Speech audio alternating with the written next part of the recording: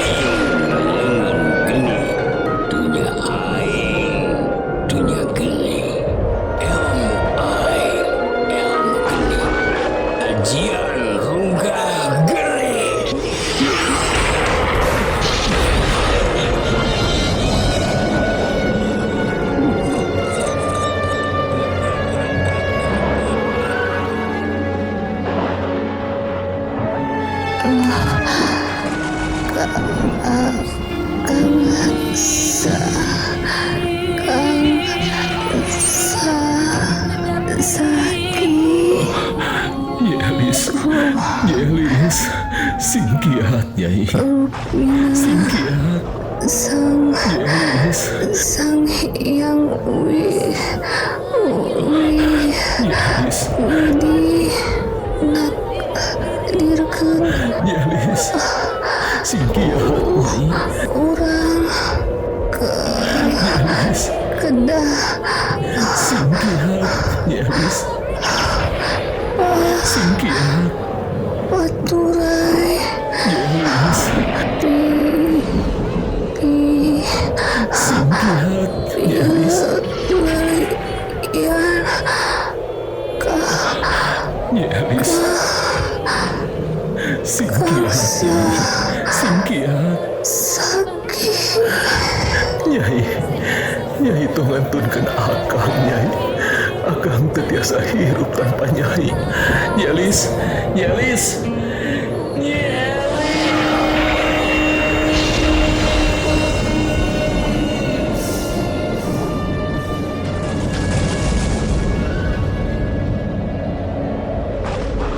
Sandiwara Radio Ajian Rungkah Geni, gambaran tina keangkuhan, kebiadaban, angkara murka, sekaligus kaluhungan budi, pangorbanan jeung abadina rasa kaasih sapasang insan manusia.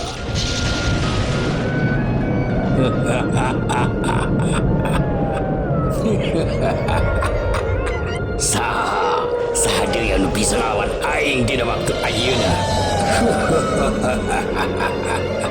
Situmpang geus kojor, ayeuna kari maneh saki anu kudu parakat nyawa saki. Siap pikeun Raden Anjeun Goma. Laras Kasaki.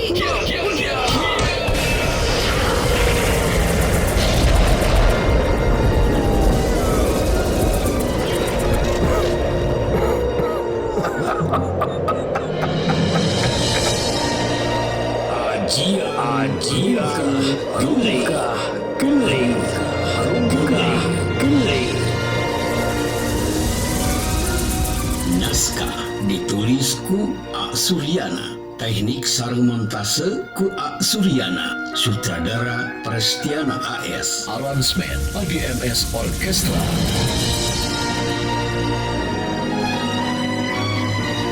Sandiwara Radio Ajian Rungkah Geni didukung ku para palaku Prestiana AS, Tia Muhammad Iqbal, Deden Mustika, Ridwan Firdaus, Ulpina Willy, Iis Epia, Iis Ansor, Sri Mahe, Sulastri sareng anu sanesna.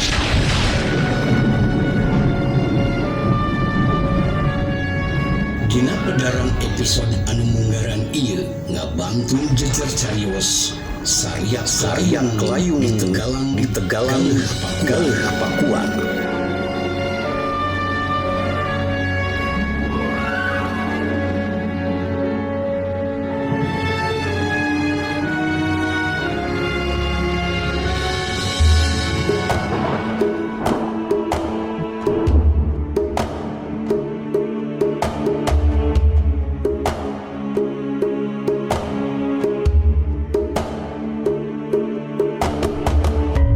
Dina pedaran seri kedua ieu didukung ku para palaku Prestiana AS minangka Jang Saki, Ridwan Firdaus minangka Eyang Anggaseta, Iis Epia minangka Ma Epon, penata acara Giang Muhammad Iqbal, wilujeng ngadangukeun.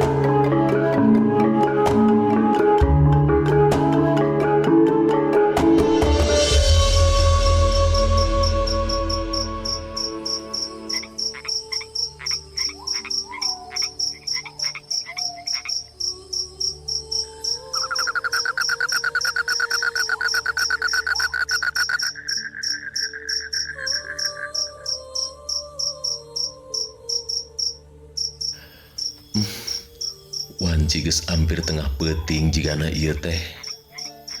Tapi ieu panon aing teu daek peureum wae. Pikiran aing teu weleh kumalayang kana kajadian tadi sore. Dedeh teuing Nyi Elis.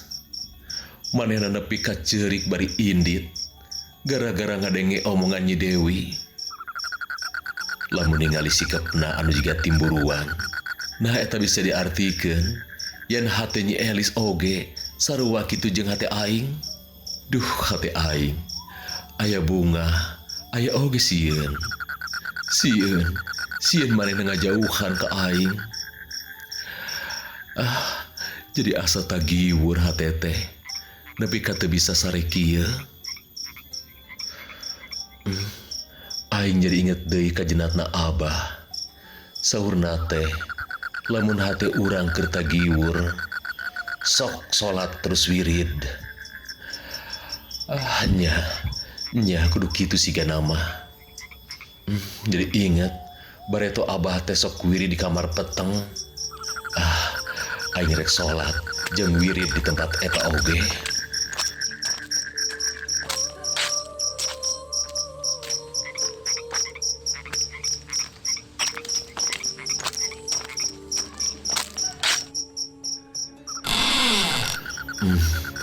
Meni asa kalotor kieu ieu tempat teh loba lebuna.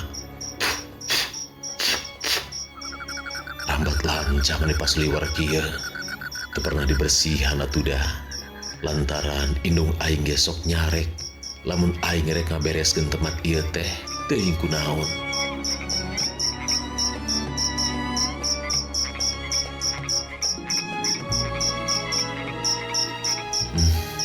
Kakara aing asup ke tempat ieu eueuh nanaon geuningan. Nu aya ngan saukur samaksa heulai jeung tumpukan Al-Qur'an. Ngan dina palang dada aya hiji kotak tina kayu jati sigana mah. Cik orang cobaan buka.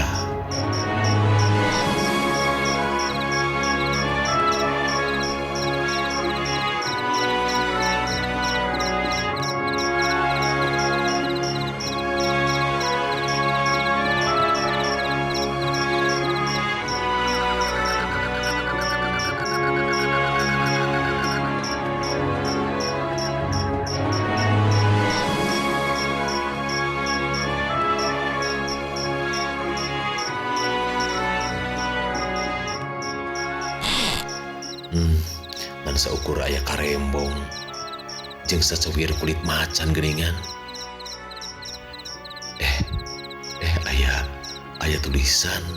Aya tulisanana geuning dina kulit macan teh ditulis ku aksara Arab. Cing urang bacanya. Pabeasan jagat saketi. Naon maksudna ieu teh? Dina karembong oge sarua aya tulisan make aksara Arab. Cik urang baca deui. Ambek kasih. Takbir. Kebutkeun. Naon maksudna ieu tehnya? Asa aneh tulisan teh. Kudu dikebutkeun teh beh teu kotor kitu. Urang simpen deui dina tempatna. Aing rek salat sunah jeung wirid heula keur nenangkeun pikiran aing.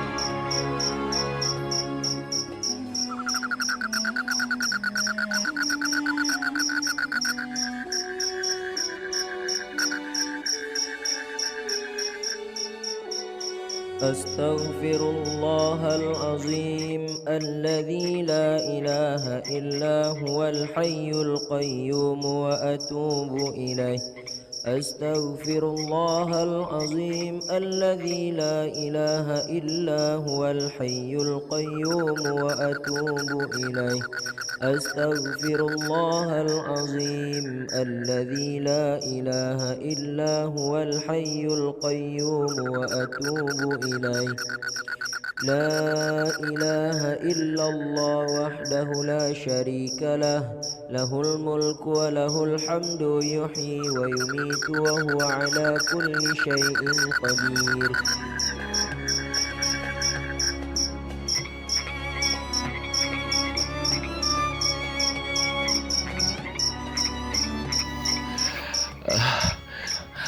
Ayeuna rasa tunu geus mimiti datang. Duh, mana asa tunuh-tunuh teuing ieu teh.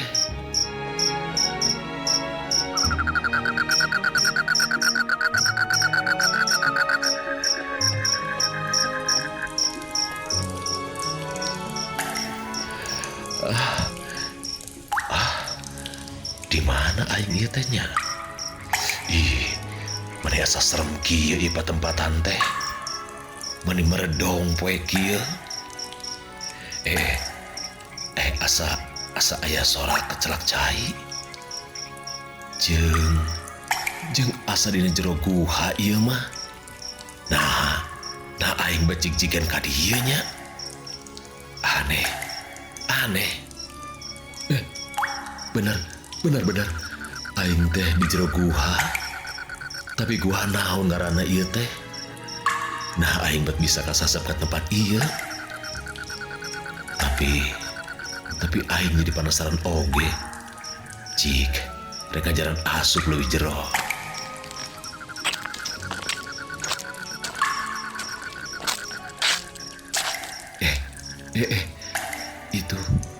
Itu diharap katingali kulap kelip. Siga aya cahaya lampu cempor. Nya bener. Lampu cempor eta mah. Nah, bet aya lampu cempornya. Berarti di dieu aya nyecingan meureunnan. Tapi da usah saha geuningan. Hah? Aya jalma geuningan. Nah, ti mana datangna teh jalma teh? Tadi mah asa teu katingali aya jalma da. Nah, ayeuna jadi ayanya. Manehna saurang lalaki kolot pisan. Diuk sila sidakap sineku tunggal. Jika anu keur mujas medi. Manehna nonggongan wae ka aing. Bener. Geus kolot pisan ieu jalma teh. Katingali geus segala bodas. Buukna katingali geus bodas kabeh. Make jubah warna bodas deui. Siga seorang Brahmana lamun di agama Hindu mah. Lamun di Islam seorang Syekh meureunnan. Manehna keur gegerendengan ngawirid. Bener seorang Syekh ieu mah. Cik urang cobaan tanya.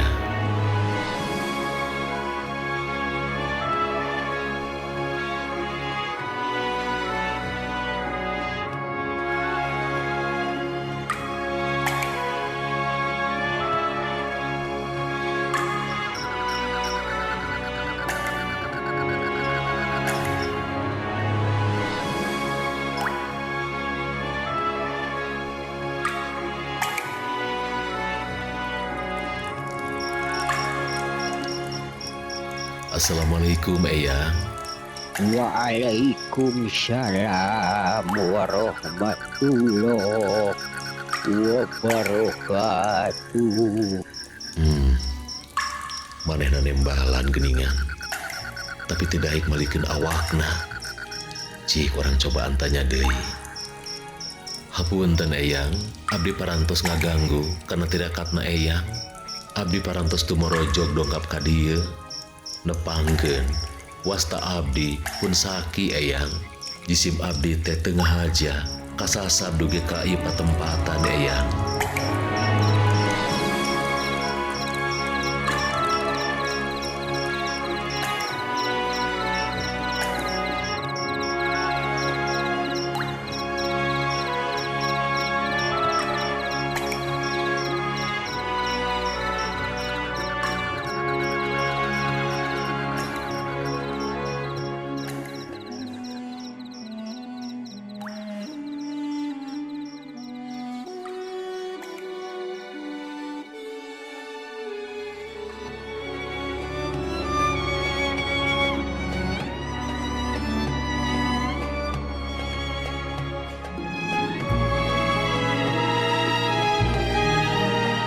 Pamirsa sadaya, lalakon ieu mangrupikeun carita fiksi anu teu aya hubunganana sareng sajarah. Bilih aya nu kasabit nami kasebat daerah atanapi kasindiran lakoning palampahan hapunten anu kasuhun.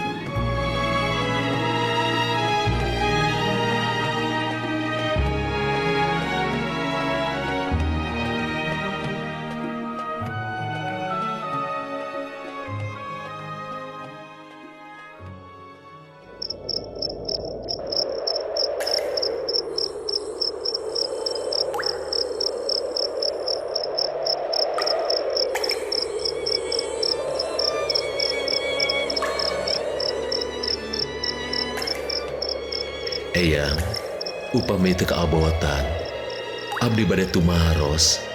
Saha ari jenengan Eyang teh? Sareng nuju naon Eyang aya di dieu? Angga seta ambet kasih jagat saketi.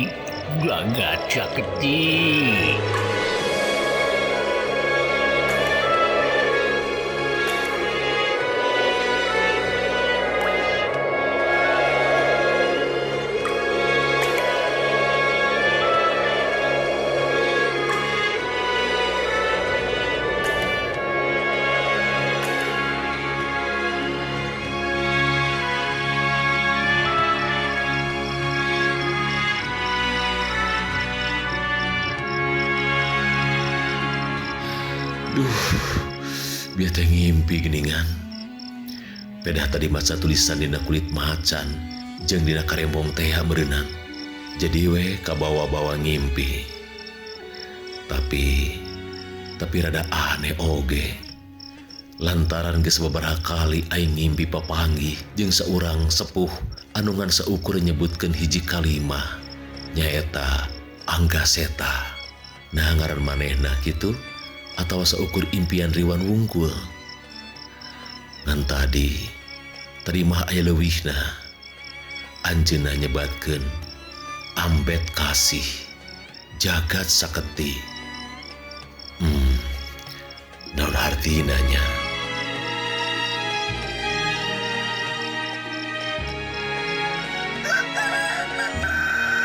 Oh, wanci geus subuh ieu teh geuningan. Hayam geus mimiti kongkorongok. Sakedeung deui oge waktu salat subuh. Aing kudu buru-buru ka cai pikeun mandi jeung wudu.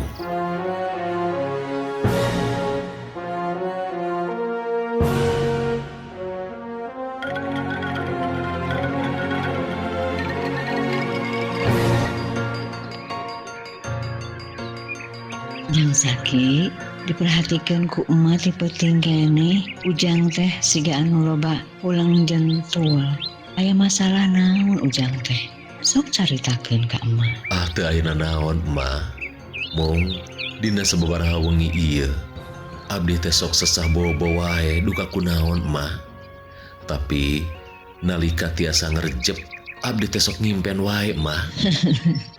Ya pasti atuh ujang.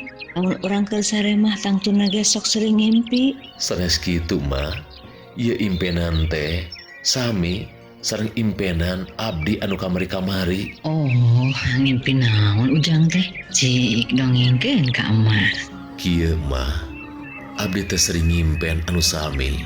Papendak sareng saurang sepuh anu tos sagala bodas, tingawitan rambut, janggot, dugi karak sukarana oge.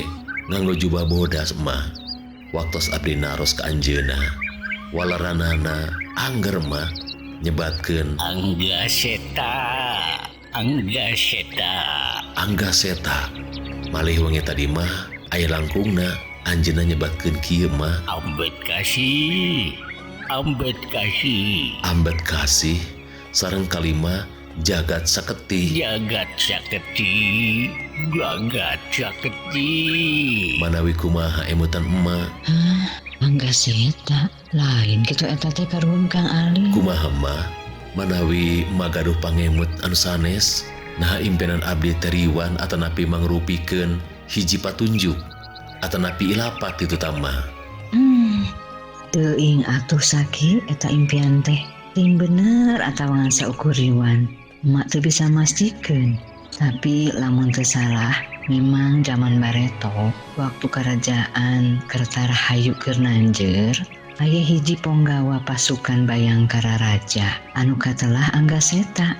Anjeunna saurang abdi satia Prabu Jayakusuma.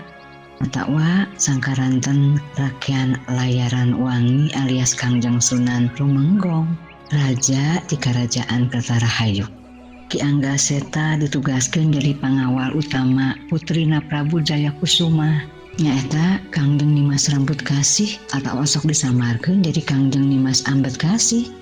Tah, turunan Ki Anggaseta diantarana nyaeta Abah Garda. Abah Garda gaduh putra 2 urang, nyaeta Ki Sanukri jeung Ki Wira. Ki Sanukri boga anak awewe anu ayeuna katalahna teh Nini Encir. Ari Ki Wira boga anak lalaki nyaeta Kang Ali bapa hidup pisan Saki. Tapi mah teu bisa mastikeun eta sepuh anu datang kana impian Ujang teh. Nah, Ki Anggaseta leluhur Ujang tawangan saukur kembang impian wungkul. Panginten atuh mah sepuh dina impenan abdi teh nyebatkeun Ambet Kasih. Panginten aya kakaitanana nya antawis anjeunna sareng Nyimas Ambet Kasih. Nanging naon hartosna cariyosan anjeunna perkawis jagat saketi mah. Duka teuing atuh Ujang, teuing ngaran landian anjeunna atawa ngaran lembur. Mah teu apal.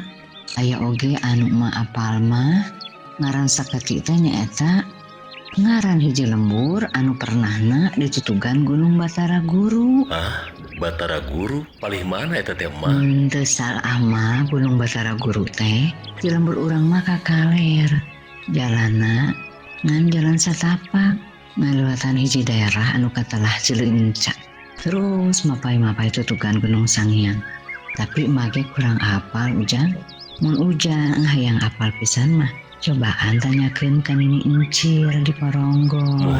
Muhun mah nuhun mangga kesanes waktos abdi bade tumaros ka Nini Encir. Rupina seueur wargana nya mah di lembur saketi teh upami telepat pan saketi mah 100.000 mah. Teuing atuh Ujang, tapi cek beja mah baretoge da teu loba ngan ukur aya 5 umpi cenah mah angger sakitu da eta mah lembur adat cenah mah teu meunang nambahan. Tapi duka ayeuna mah rek naon atuh Ujang jigjigan kadinya sagala. Abdi janten penasaran mah hayong terang anu pasti nah naon hartosna impianan abdi teh.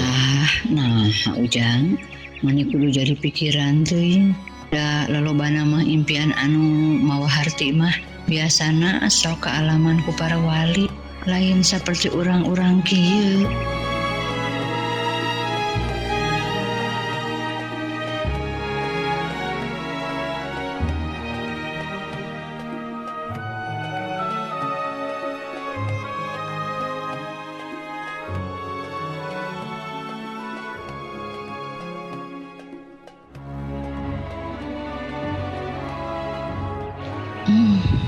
Jang Saki tadi nyebutkeun sepuh anu dina impianana teh ngucapkeun sababaraha kalimah. Eta diantarana Ambet Kasih jeung Jagat Saketi. Aing ge pernah ngadengi ti Kang Ali yen anjeunna teh dadu ajian Jagat Saketi cenah mah diturunkeun ti ramana nyaeta Ki Wira. Ngan Kang Ali neuleumanana eta ilmu saukur nepi ka tahap anu kadua. Cenah mah kaburu Ki Wira tilar dunya. Cekang Ali eta ajian teh kakarek disebut sampurna lamun geus bisa neuleuman dina tahap anu katilu. Cekang Ali oge yen anu bisa neuleuman eta ilmu nepi ka tahap anu katilu teh ngan 3 urang. Kahiji Ki Anggaseta salaku anu nyiptakeun eta ilmu. Anu kadua Bah Garda. Ramana Ki Sanukri jeung Ki Wira. Anu katilu nya Ki Wira sorangan. Bah Garda teh jelema anu linuhung anjeunna gaduh keahlian oge dina pangobatan sagala rupa penyakit. Dina hal ieu Ki Sanukri anjeunna leuwih onjoy dina ilmu pangobatan. Matak teh heran lamun Nini Encir ngagem eta keahlian teh. Ari Ki Wira anjeunna lebih onjoy dina ilmu kanuragan. Dumasar kana eta kaayaan, teu heran lamun Ki Wira bisa neuleuman ilmu jagat saketi dina tahap anu katilu teh. Tapi cenah mah bahaya oge eta ilmu teh. Namun dipiboga ku jalma anu jahat.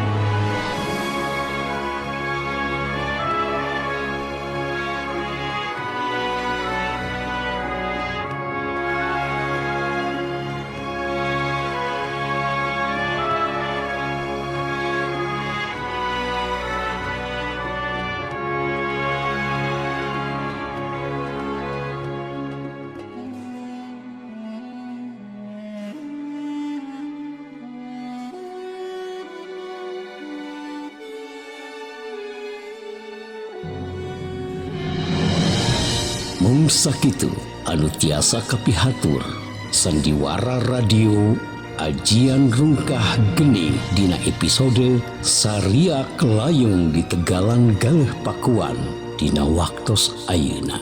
Insyaallah enjing urang teraskeun deui. Hatur nuhun tina perhatosanana. Pernios. Wassalamualaikum warahmatullahi wabarakatuh.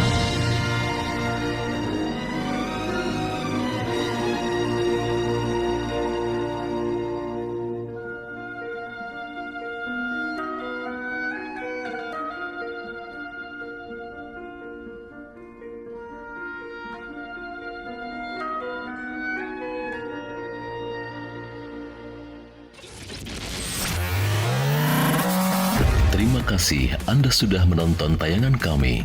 Jangan lupa like, komen, subscribe, dan share video ini. Terima kasih.